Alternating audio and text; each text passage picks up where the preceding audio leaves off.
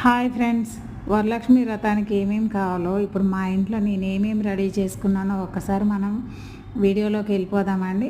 ఇంకా ఈరోజు వచ్చేసి నేనైతే పొద్దుటే మామిడాకులు తెప్పించానండి మా వారితో. మా వారు మామిడాకులు తీసుకొచ్చి నేను ఫ్రూట్స్ పువ్వులు అక్కడ పోసేసుకున్నాను దేవుడి ముందు. ఇంకా నేను అవన్నీ రెడీ చేసే లోపల మా వారు ఇవన్నీ తెచ్చారండి.